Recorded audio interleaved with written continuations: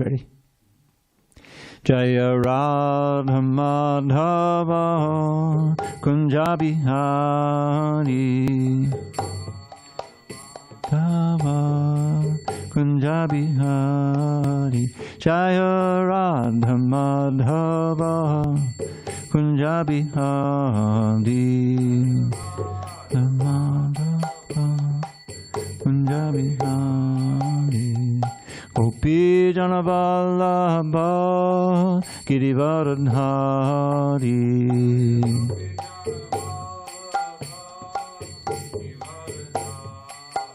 Jayam Gopi Jana Vallabha Girivardhari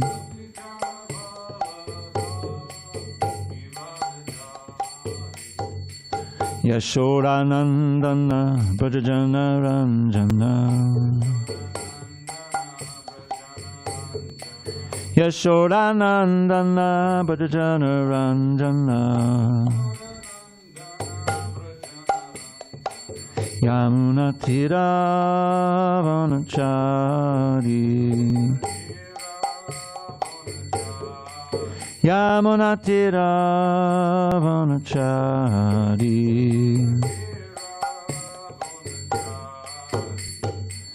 Hare Krishna, Hare Krishna, Krishna Krishna, Hare Hare, Hare Rama, Hare Rama, Rama Rama, Hare Hare.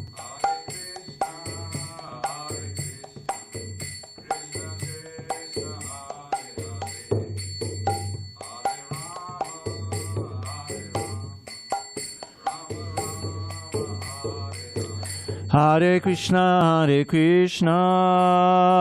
Krishna Krishna, Hare Hare, Hare Rama, Rama Rama, Hare Hare.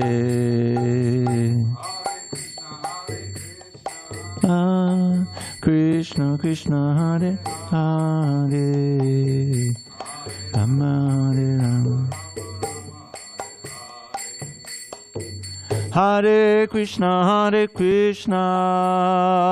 Krishna Krishna, Hare Hare, Hare Rama, Rama, Hare Hare. Hare Krishna, Krishna, Hare Hare, Rama, Hare Hare. Jaya Radha Madhava Kunja Bihari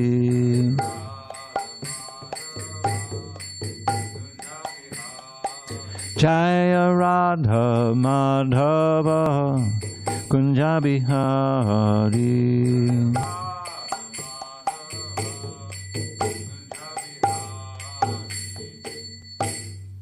Jai Om Vishnupad Paramahansa Bhagavad-Gita Ashtottara Shri Srimad, His Divine Grace Srila A.C. Bhaktivedanta Swami Prabhupada Ki Jai. ISKCON BBT Founder Acharya Srila Prabhupada Ki Jai. Jai Om Vishnupad Paramahansa Bhagavad-Gita Ashtottara Shri Srimad, His Divine Grace Srila Bhakti Siddhanta Saraswati Thakur Ki Jai. Ananda Koti Vaishnavindra Ki Jai. Namacharya Srila Haridas Thakur Ki Jai. Srimad Bhagavad Gita Ki Jai, Samaveda Bhaktivinoda Ki Jai. All glories to the assembled devotees. All glories to the assembled devotees. All glories to the assembled devotees. All glory to Shri Guru and Gauranga. You're not going to use the book? Where's your book? Oh, there it is. Now I have beginning of 9th chapter? I think so, yeah. I think we're there, yeah. Okay, this is momentous because this is a very essential chapter. Okay. Om Namo Bhagavate Vasudevaya. Om Namo Bhagavate Vasudevaya. Om Namo Bhagavate Vasudevaya.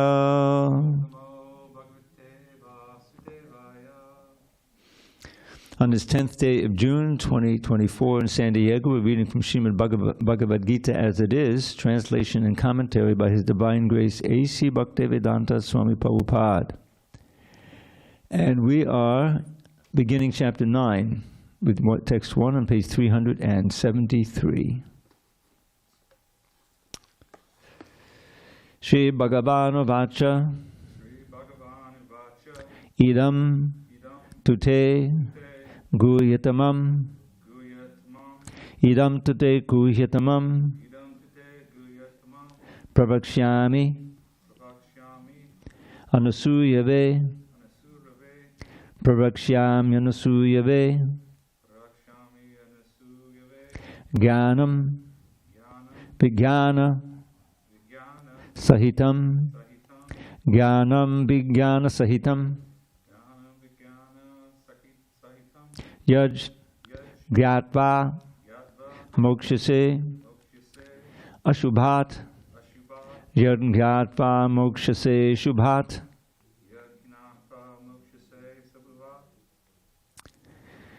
Shri Bhagavan Vacha Idam Tate Guhyatamam Pravakshyam Yanasuyave Jnanam Vijnana Sahitam Yagyatva Mokshase Shubhat. Page 373. Shri Bhagavan Vacha Idam Tate Guhyatamam Pravakshyam Anusuyave Jnanam Vijnana Sahitam Yagyatva Mokshase Shubhat. Idam Tate Guhyatamam Pravakshyam Yanasuyave Jnanam Vijnana Sahitam Yagyatva Mokshase Shubhat. Shri Bhagavan Vacha Idam Tate Guhyatamam Pravakshyam Yanusuyave Pravakshyam Yanusuyave Jnanam Vijnana Sahitam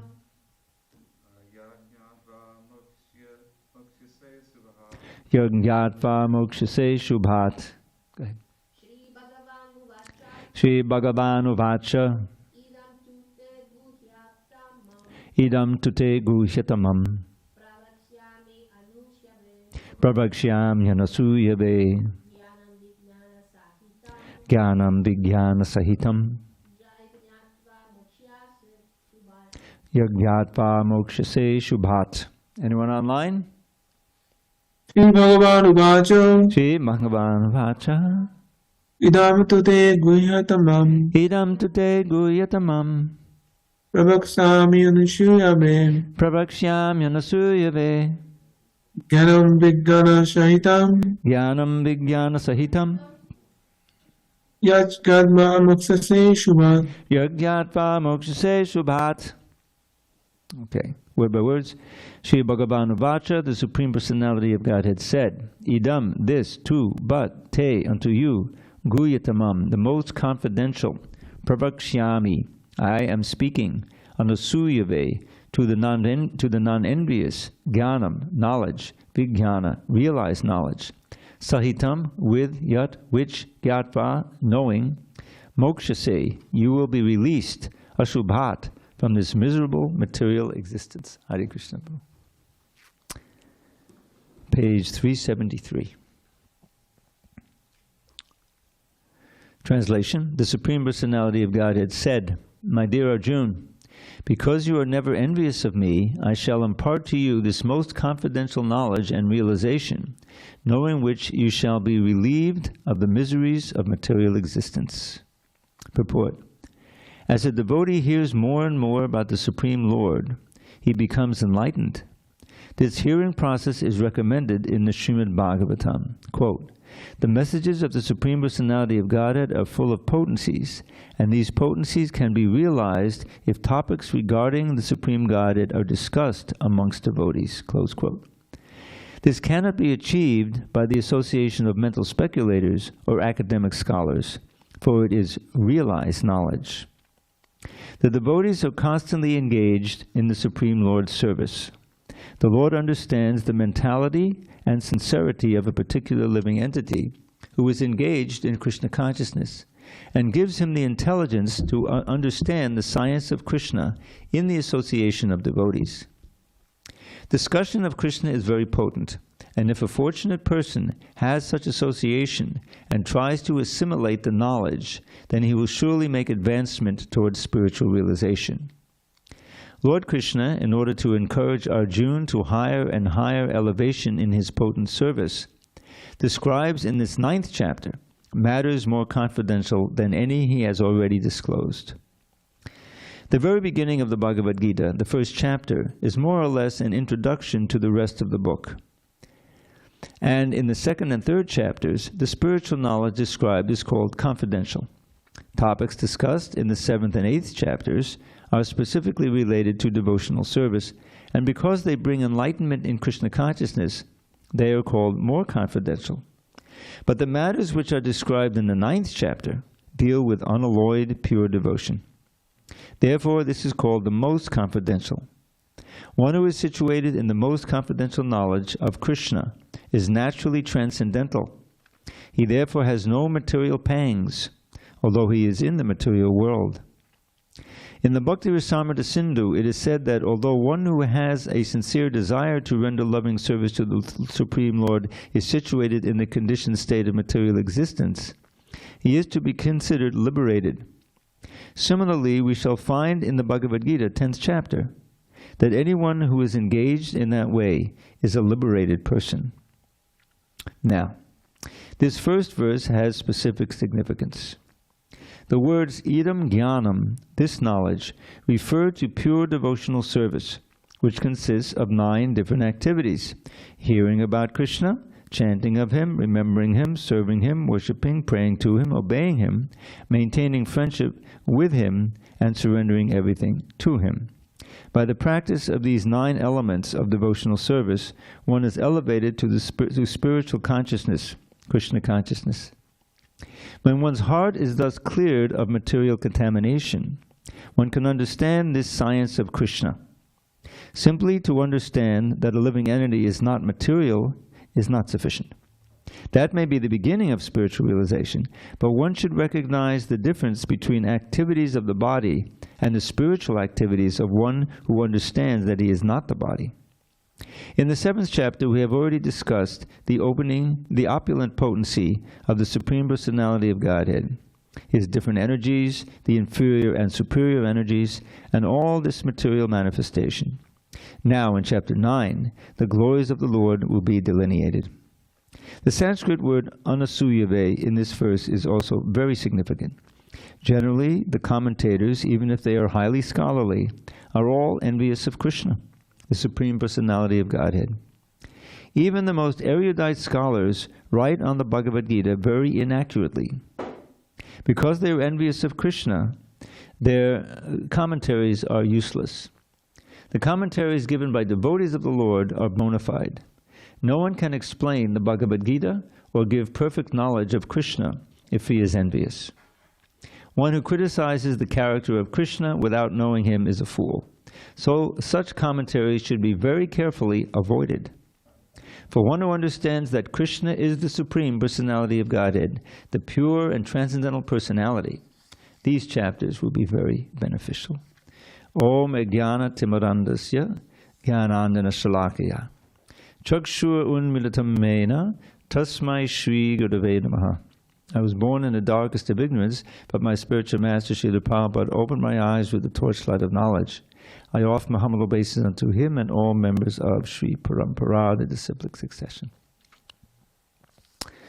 So, the most confidential knowledge. Now, what does this word confidential actually convey here? Confidential means intimate. Some things you don't just reveal to everyone. You see, one has to be qualified to be led into the secrets of devotional service. So the understanding is that the first 8 chapters have brought us along, and we are now ready for this confidential knowledge. In this purport, Prabhupada quotes a verse, although he doesn't quote the Sanskrit. There's a verse in the Bhakti Samana Sindhu. This is in this chapter, page 374, the last third of the second paragraph. In the Bhakti Samana Sindhu, it is said that although one who is a sincere desire to render loving service to the Supreme Lord is situated in the conditioned state of material existence, he is to be considered liberated.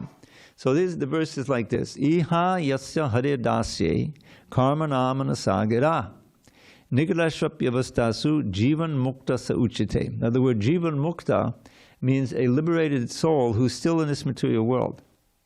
Generally, we think liberated means, someone goes to the Brahma Jyoti, or they go back to Godhead. But even in this world, we can be liberated. And we saw that with Srila Prabhupada. How could we see the symptoms, is that he was equipoised and dhira, it's called dhira, undisturbed, even in so many difficult circumstances. Just to come to America with no money, on a ship. He'd never, been on a ship for any length of time like that. He had so much seasickness, had several heart attacks, and yet he maintained his determination in giving us Krishna consciousness. It was all for our sake. So this is one of the symptoms, is this great determination, and it's a symptom of real faith. It is said, the definition of faith given by Lord Chaitanya in the Chaitanya Charitamrita, I think teaching to Sanatana Goswami. Shraddha Shabde Vishwas Kohe Sudridanaschoi Krishna Bhakti Korle Sarva Karma Krita Hoy. Which means that real faith, Shraddha Shabde, is defined as follows. Vishwas Kohe, a very firm determination, unshakable determination and certainty that just by practicing Krishna consciousness, all my aspirations will be achieved. Now, you can see that that's not going to be there for someone who's just begun the process. So many other things to do. You have so many involvements, you see.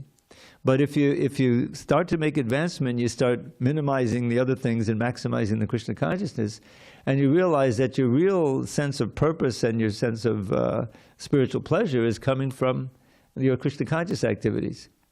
And so intelligently, you try to dovetail your activities of work or whatever you have to do with Krishna consciousness, so that everything can help you remember Krishna. That's the point. So this chapter is all about that, and that's why it's called the most confidential. It's not something that can be revealed to everyone, or even if revealed, was not understood. But if someone has come this far in the Bhagavad Gita under good guidance, which we have because we read Prabhupada's purports, then this chapter will be very important. And it ends with a verse that's like one of the 2 most important verses. It's repeated in the 18th chapter. Any verse that's repeated, is very important. So the essence of the whole thing is, Manmana bhavamad bhakto madjaji mam namaskuru mama vaishasi yukvaivam atmana matparayanaha. The second line is a little different in the 18th chapter, but the essence is, think of me, become my devotee, worship me, and offer your homage unto me. If you do that, I promise you, you will come to me. You will be linked to me in this world, and then you will come to me after death. And then in the 18th chapter, he caps it off with the kind of the climax of the whole Bhagavad Gita. Sarva dharma parityajya Mami kang sharanam bhaja aham tvam savapapebhyo mokshiyasyami machitaha. Give up all dharmas and surrender only unto me. Your sins I'll nullify, O Arjun. From anxiety be free. So we just said the previous verse, you will certainly come to me, and don't worry. Just like Radharani has this, there's a mudra, if you see the deity. It's a mudra means a hand gesture. We always use them, It's like, are you kidding me? It says, oh no, there's a million of them. But this one is this. You look at Vanu on your right hand. It's Abhay Dan. Dan means a gift, charity, and Abhay means fearlessness. You just try to be Krishna conscious. Everything will be all right. Have confidence. Don't worry. So this most confidential knowledge, Prabhupada, is a nice introduction here, and the words idam jnanam, this knowledge, refer to pure devotional service. Now, I am campaigning because I'm an editor. We're going through. When we got to this paragraph, I suggested that just imagine you're a first-time reader, and all of us are first-time readers at one point, right? So now I said, this first verse has specific meaning. The words idam jnanam, this knowledge, refer to pure devotional service, which consists of 9 different activities: hearing, chanting, remembering, serving, worshipping, praying, obeying, maintaining, friendship, and surrendering everything. No mention of Krishna. I mean, seriously, if we've been around a while, we know that this is a verse by Prahlad Maharaj. He's the one who spoke. Shravanam Kirtanam Vishnu. In the very verse, the third word is Vishnu. Hearing of Vishnu, of Krishna, and chanting of Krishna, etc. So that's why I want to put his name in there, because it hasn't been explained in this book yet. So anyone think that's a bad idea? I have to convince my colleagues that it should be done. But it seems obvious to me, because I always try to read as an editor, I'm saying, what is the first time reader going to think? Because we tend, we tend to read it. We've got so much background. Of course, I know it's hearing chanting about Krishna, but think about someone who's reading it for the first time. They're not going to understand. It's going to be kind of mysterious. Chanting, all right, hearing anything, chanting anything, remembering. No. Anyway, I just sort of reveal that. Yeah.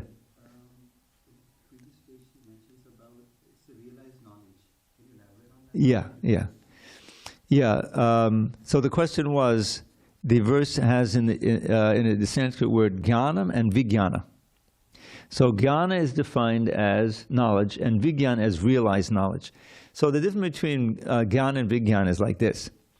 If we read the Bhagavad Gita, it won't be long before we know, if we have faith that we're getting accurate knowledge, which we should, that we're not this body, we're spirit soul. Now, that's essential knowledge, but you haven't actually experienced it. The great devotees can see or sense the actual spirit soul there.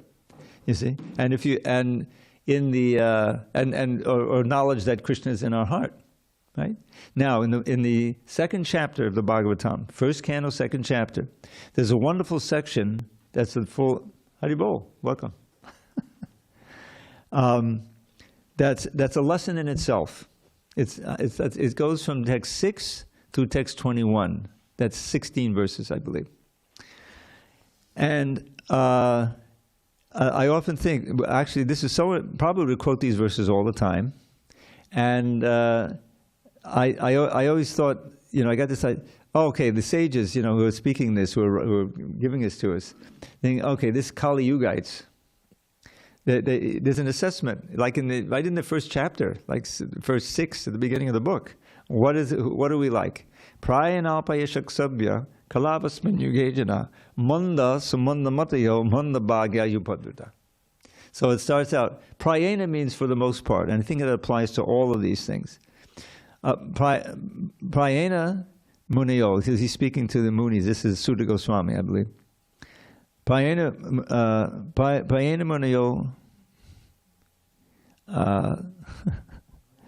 Prayena alpayushak. Prayena alpayushak sabya. Alpa ayushak means short duration of life. Compared to previous ages, Arjun was living in the Dwapara age. The average age was 1,000 years. People lived 1,000 years. In the age before that, that's the Dwapara, the Treta Yuga, 10,000 years. And in the Satya Yuga, 100,000 years. Valmiki meditated on the name of Ram. Rama, Rama, Rama, Rama, Rama. He started out, how it's funny, because he was a thief. He's kind of a criminal. So he said, I don't want to chant Rama. Okay, you chant the word death, Mara. And you just do that. Okay, that I can do. Mara, Mara, Mara, Mara. Before long, he's chanting Rama, Rama. for 60,000 years. And then he realized, then he wrote the Ramayana. So anyway, so realized knowledge, it's probably something say like scientific. In other words, direct perception. So in this little lesson, the reason I brought it up is that it goes on, and there's so much good instruction now. And Prabhupada gave lectures on each verse. Now, those of you who've been around ISKCON a while, you may have seen there's a book called The Teachings of Queen Kunti, The Teachings of Lord Kapila, son of Devahuti, even The Teachings of Prahlad, The Teachings of Lord Chaitanya. So what are those books? Well, especially the one about Teachings of Kapila Dev and the Teachings of Queen Kunti, then Prabhupada gave a series of lectures on the Teachings of Queen Kunti, which is in the 8th chapter, 1st canto. It's, I don't know, about 20, 30 verses. And he has the purports there that he wrote, but he also gave lecture. So the editors, I know my instructing guru in editing, Jayarudha Swami, I worked with him for years. He took the transcripts of the lectures, and first he gives the verse, the translation, and the purport, just like you have in the book. But then, when the purport is over, then he would append appropriate sections of Prabhupada's lecture on that verse, you see? And for each verse, so it's an expanded book. It's a nice book. Same thing with Teaching the Kapila Dev. So I said, well, let's do it with these 16 verses in the 2nd chapter. And so we did that. It's called the Dharma, the Way of Transcendence. And I don't know, it didn't catch on in America so much, but I think in India they print them because they're always in print. I think we have some in here, And so the reason I brought that up is because in 2 places, but at the very end of the verses, I can't get into all of them now, but it talks about the glories of hearing and chanting about Krishna. How that is the foundation of the process of devotional service. That's why they're the first 2 processes: Shravanam, Kirtanam, Vishnu. So when you do that sincerely, then Krishna in your heart, he understands. You see the last 5 verses: Shinvatam Sukata Krishna Punya Shravana Kirtana. So Krishna understands, oh, this my devotee is hearing about me. So from within the heart, he's purifying the abhadras. What are the abhadras? Things that are inauspicious that you don't want. They're like an artist. All of your material tendencies, your fears, your obsessions, your grievances, all this stuff that is just blocking your Krishna consciousness because it's entangling you in the material world. So he cleanses that away. And what happens is you are not so much affected by the next verse. You're not so much affected by the words of the modes of passion and ignorance, rather goodness. Then you become fully established, and then there's that verse I chant before every class of the Bhagavatam, Nashta Prayeshu. Again, the word Prayeshu. You remember with Praya and Alpa? Praya means almost, nearly complete. So here is Nashta Prayeshu. So something is being destroyed almost completely. What is it? Abhadreshu. These are Abhadras. Nityam Bhagavata Sevaya, by regularly serving the Bhagavatam, by hearing it and chanting it, discussing it, and the Bhagavat, person. Book Bhagavat and person Bhagavat. So there's Prabhupada being served Prabhupada. By hearing from his book, we're serving him. Don't think that's not service. The most important service is to hear from the great souls. So then it's coming to the word Vijnana now. So Nashtapraya Nityam Bhagavad Gita Shloke Bhakti Bhavati Naishtiki. So Naishtiki means Nishta. You become firmly fixed in devotional service. You're not going anywhere. You have faith, you have some experience. And then it says, Evam Prasanna Manaso Bhagavad Bhakti Yogataha Bhagavad Tattva Vijnanam Mukta Sangha Sajayate. So then what it means, Evam Prasanna, you become naturally joyful at heart. Because we always should remember that our natural state is to be full of ananda. Now, we're not in that state now. We get a little pleasure here, but then there's some depression over here and all this stuff. It's a mixed bag. But actually, in our pure state, we get we're always blissful, just like Krishna, Anandamaya Abhyasa. So you start to feel that way. It's evam prasanna manasa. Prasanna means clear, and it means blissful. Bhagavad Bhakti Yoga, by the process of Bhagavad Bhakti. Bhagavad Tattva Vijnanam. Mukta Sangha Sajayate. And then you get realized knowledge. I mean, Krishna starts to reveal himself to you more and more in your daily life, you know. So it's not just some theoretical thing, but it's actually scientific knowledge. You perceive it, you know it, and then your faith becomes absolute because you're experiencing it. Faith means, oh, I don't know, is it going to happen or not? Well, I have faith it'll happen, but you hope, you know. I hope the plane will, you know, land nicely, you know. And most, you know, 99% of the times it does, but when it's on the ground, you say, okay, now I get vijnana, it happened. So vijnana means direct perception and actual thing. That, you know, important distinction. All right, so let's go on. This is an introduction, and now this next verse is one of the most famous verses in the whole Bhagavad Gita. Radha Vidya Radha Guhyam Pavitramidamuttamam Pratyakshavagamam dharmyam Susukham kartamabhyam. This knowledge is the king of education, the most secret of all secrets. It is the purest knowledge, and because it gives direct perception of the self by realization, it is the perfection of religion. It is everlasting, and it is joyfully performed. Now, Prabhupada gave a talk on this. I think this purport, I think, actually is pretty much like an essay that he wrote on this, and it was published in Old Bhakti Guided. Yeah, you'll see when we read it, it has a certain form to it. Purport. This chapter of the Bhagavad Gita is called the King of Education because it is the essence of all doctrines and philosophies explained before. Among the principal philosophers in India are Gautama, Kanada, Kapila, Yagyavalkya, Shandilya, and Vaishvanara. And finally, there is Vyasadeva, the author of the Vedanta Sutra. So there is no dearth of knowledge in the field of philosophy or transcendental knowledge. Now, the Lord says that this 9th chapter is the king of all such knowledge, the essence of all knowledge that can be derived from the study of the Vedas and different kinds of philosophy. It is the most confidential because confidential or transcendental knowledge involves understanding the difference between the soul and the body, and the king of all confidential knowledge culminates in devotional service. Generally, people are not educated in this confidential knowledge. They are educated in external knowledge. As far as ordinary education is concerned, people are involved with so many departments: politics, sociology, physics, chemistry, mathematics, astronomy, engineering, etc. There are so many departments of knowledge all over the world and many huge universities, but there is unfortunately no university or educational institution where the science of the spirit soul is instructed. Yet the soul is the most important part of the body. Without the presence of the soul, the body has no value. Still, people are placing great stress on the bodily necessities of life, not caring for the vital soul. The Bhagavad Gita, especially from the 2nd chapter on, stresses the importance of the soul. In the very beginning, the Lord says that this body is perishable, and that the soul is not perishable.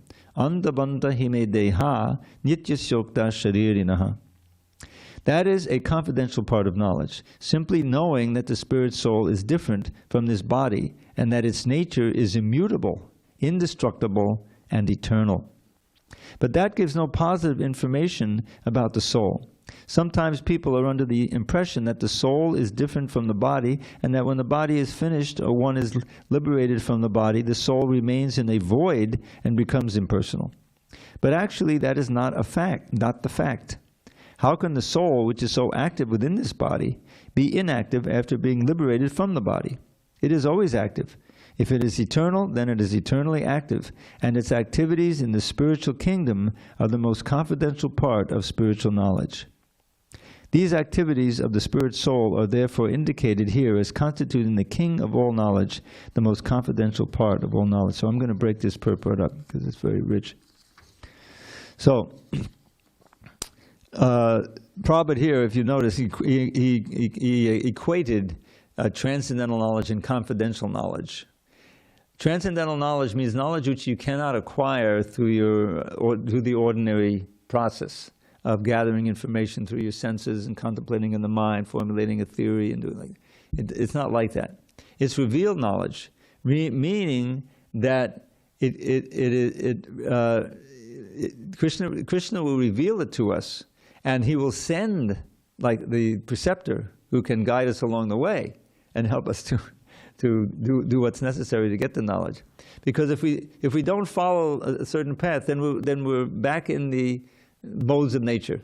You know, we may be in the mode of goodness, we may be very intelligent, we may be good at, observing this world through telescopes and microscopes and everything else, and coming to conclusions which may be accurate materially. But that's not getting us any closer to the goal of human life and the goal of collecting knowledge and becoming learned. Because the special mind, the good intelligence is the thing that we have as human beings that is so valuable.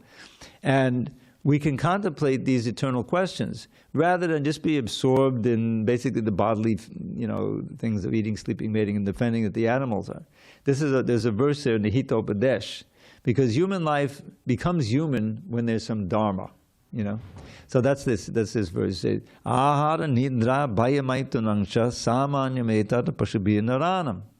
Dharmo hitesham adhikobhishesha. Dharme nihina pashabhi samana. So what this says is that eating, sleeping, mating, and defending are activities that we share with all the animals. It's bodily things. We do that. So what makes us different from the animals, essentially? Dharma. And without dharma, there's no better than animal life, polished animal life, human beings.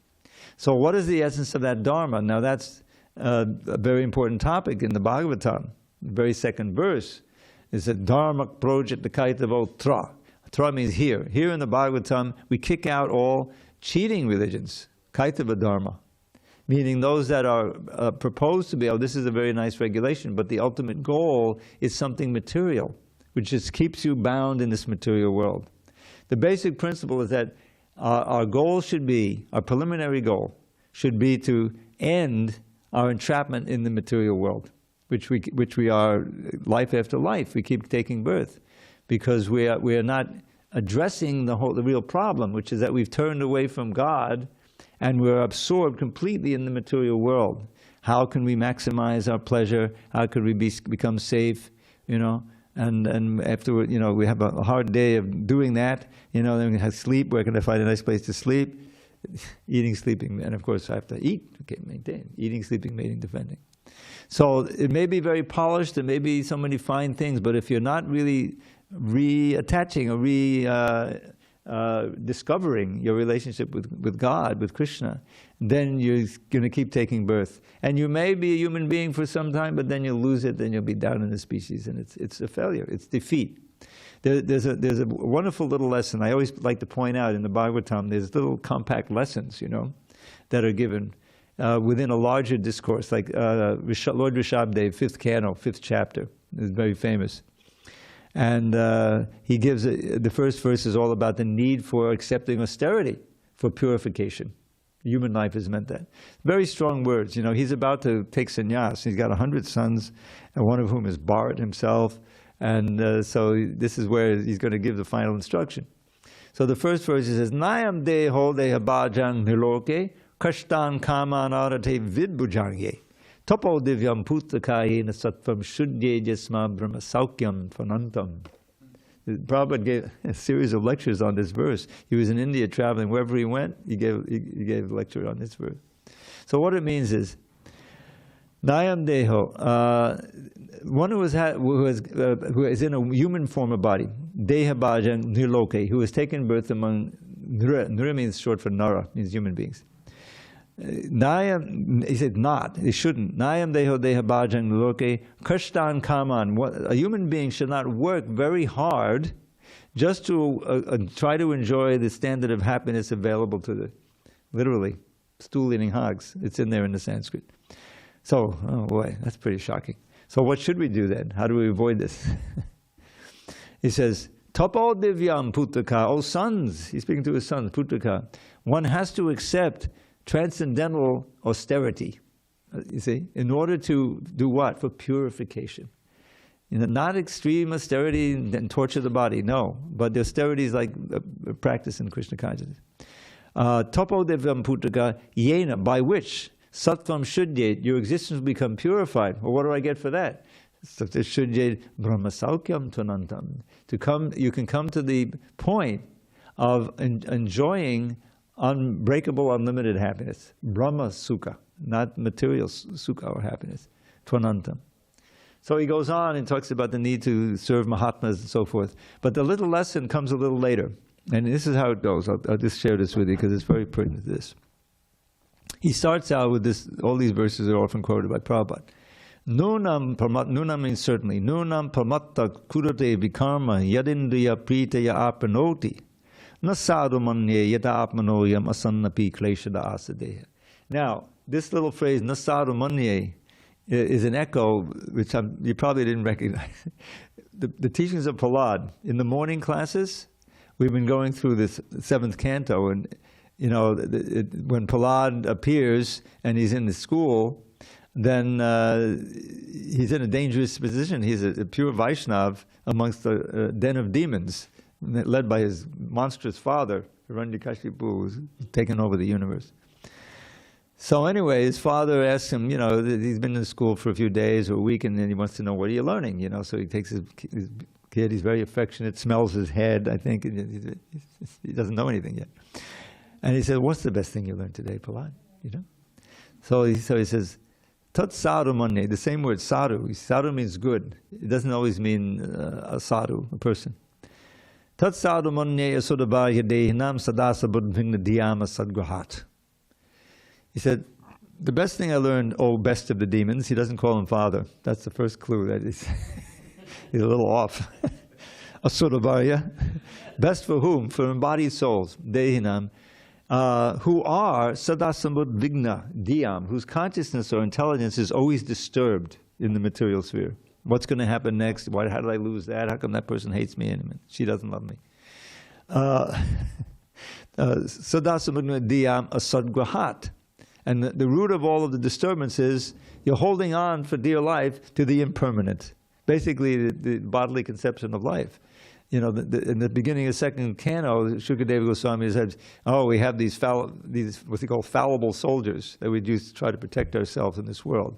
First is the body, strong body, healthy body, take enough supplements, exercise. So they have, and then the wife, of course, the children, the relatives, the bank balance, all of these are your soldiers, but they're all fallible. You can lose the money, the wife can die, you just get old. So that's what Prahlad is talking about, a sadgrahat. You're holding on for dear life to that, which, perfect analogy, I can't resist, because whenever I quote this verse, we're right here by the ocean. So the ocean, people like to go out to boats, you see them, you take a walk, you always see there's a boat by the end, in their garage.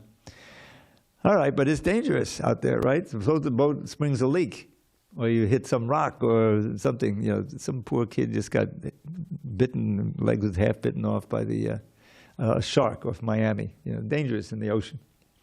So the boat is sinking, but luckily you've got the life preservers. So there's 2 of you, or 3 of you on the boat, and now you're bobbing up and down. The boat is sunk. You're bobbing up and down with the life preservers, and you have your cell phone. You're trying to call some, But then you find there's a leak in the life preserver also.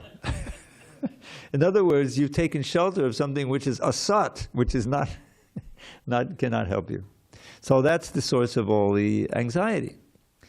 So that's what Prahlad says. So back to our lesson from Rishabdev. So rather than work very hard for Haggish happiness, he says, perform these divine penances, tapo divyam. Hiranyakashipu, he was into austerity, we could never perform, but it wasn't divya, it wasn't tapo, divine penance, it was demonic austerity. Any austerity you perform, if you do it properly, you'll become stronger. If you're going to be whatever you want to do, you got to do some austerity. So this is divine penance. Tapo divyam putaka yena sattvam shuddhyet, by which your existence will become purified. In other words, what we do in the Hare Krishna movement. It's austerity. If you really want to be serious, you got to get up early, take a cold shower, at least not a hot shower for a long time. And just taking a shower could be an austerity, I know, in this age. And And the thing really, it's important to get up early. So you have a block of time regularly for sadhana, because the Brahma Muhurta or the early hours are best for it. So there's all kinds of austerities, but they're not extreme. It's not like sitting in the middle, like the yogis, the extreme austerity. Oh, it's hot out, it's 110, 112. Okay, it's time to go out into the desert and build 5 fires around and sit and meditate. I'll get those cities much faster that way. That's not purification. But the proper austerities that are recommended. So then the result will be you'll become eligible, become purified, and you'll be able to come to the point of enjoying unlimited happiness forever, which is not sense gratification. So that's the first verse. But the other one, nunam pamatta kurade bhikarma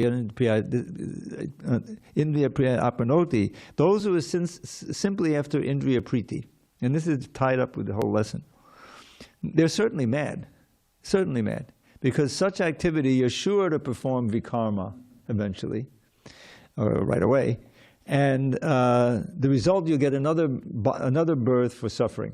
In other words, you're after sense gratification, which may come, it's flickering, but the result is you stay attached to this world, and you'll suffer like anything. So it's crazy. So then the next verse, he says, Paravabhas tavada bodha jato.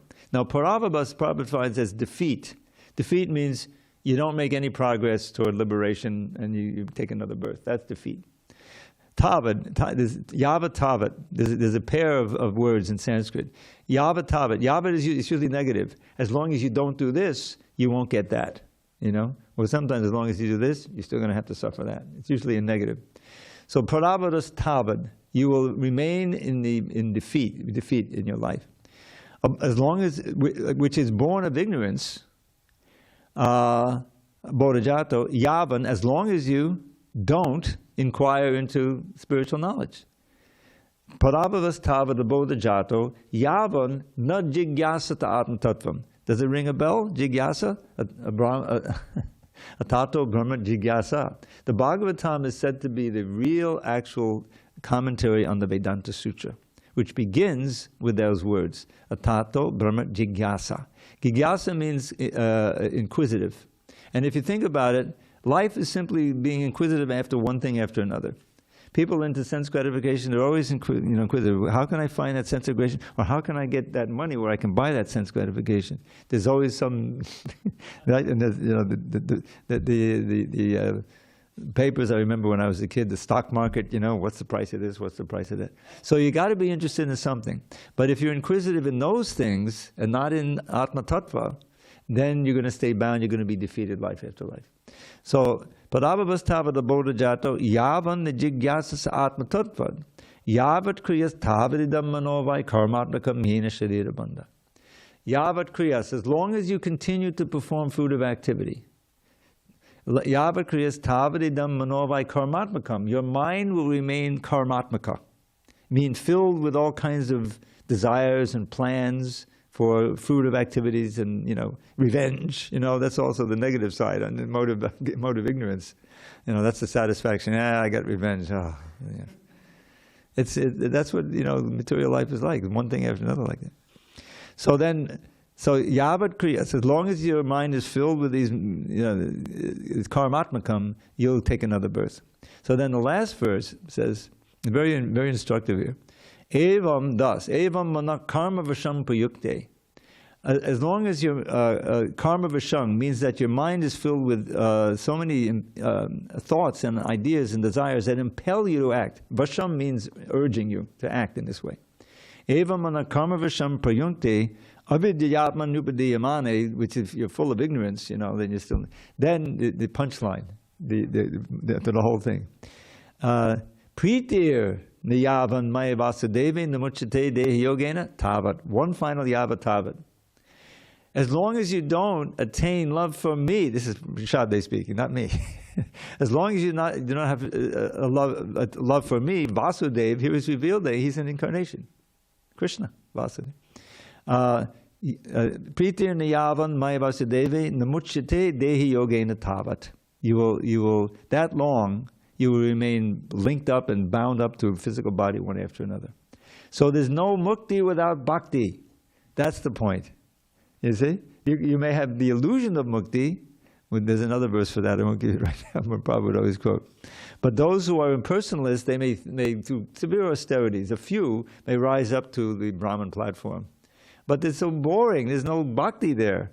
Bhakti requires Bhagavan and the bhakta and the process of bhakti. But now you're not a bhakta, and then Bhagavan that's just his effulgence, he's not there personally. So there's no exchange of love, and ultimately it becomes boring.